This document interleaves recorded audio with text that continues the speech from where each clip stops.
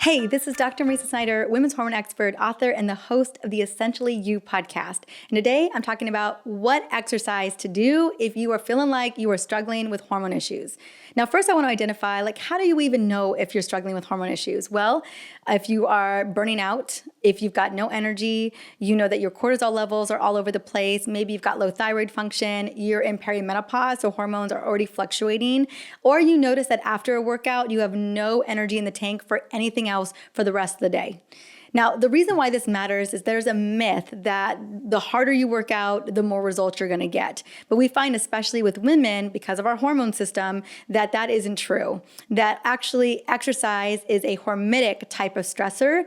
And if we don't have enough in the tank to do those hormetic exercises, especially for long periods of time, that ends up burning us out and we don't get the gains that we're looking for.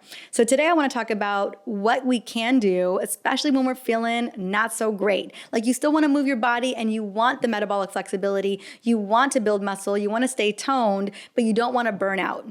Now, this was the case for me for years. I'm talking about well over a decade, because I always believed no pain, no gain. So I did the HIIT workouts, I did heavy lifting, I would work out for 50 plus minutes at a time, sometimes 2 days a week. But then what I began to realize, especially in my mid to late 30s, is that after a workout, let's say I worked out at 9 a.m. or 12 p.m., I had nothing for the rest of the day.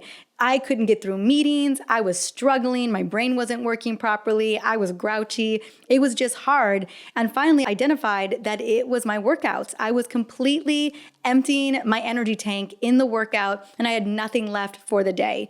Now, if this sounds like you, if you feel like, man, you're doing these big workouts, but you're not seeing any benefit, like you're putting more weight on than losing weight, or you have no energy versus increasing that energy, then it's time to reevaluate what type of exercise you're doing. So the number one exercise I recommend is going to be weight training. Weight training is the biggest bang for your buck, and it's for a number of reasons. The first one, and probably most important, is that your muscle is the organ of longevity. We need as much muscle mass as we can get, especially women, as our hormones are changing throughout our month and then as we get older.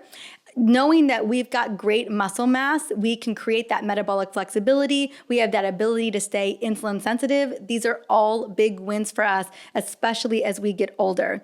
And so the name of the game isn't the duration of the workout for being a 50-minute workout or an hour workout. It's really decreasing that workout to anything around 10 to 30 minutes. Now for me, because I have an autoimmune condition, I have a low thyroid function, it's super important that I maintain 30 minutes max. And I always make sure that I am strength training at least 3 to 5 times a week. It's within that 30 minutes. And my focus is on weights, using heavier weights if possible. We have to get over the myth that weights are going to totally bulk us out. It's not true. We absolutely need to be able to build that muscle. So I recommend trading in the big, long cardio workouts, the big, crazy, HIIT training workouts, and swapping them for lifting weights. Now, if you've noticed that your energy is super lagging, like you're really struggling with that energy after a workout, I even recommend taking 3 weeks to a month off, like resetting the system, resetting your adrenals and your cortisol, and really allowing your body to get back into a restore mode. Give yourself that 3 weeks. In that time, yoga, Pilates, walking, hiking, dancing, whatever movement feels good to you, but not hitting it hard where you're just burning yourself out. Then gradually move into 15 minutes, 20 minutes, 30 minutes of, again, strength training, those big muscles, legs, back, arms. That's what we're talking about. We want to work on ways in which we can build that muscle mass so that you have more resilience, you've got more energy, you have more stamina, and you have more metabolic flexibility, which in turn will turn into more energy. That's really the name of the game. So if there's anything that you walk away from today is one, lessen those workouts to 20 to 30 minutes and focus on strengthening those muscles so that you've got better metabolic flexibility, you've got more longevity, and more vitality for many, many years to come.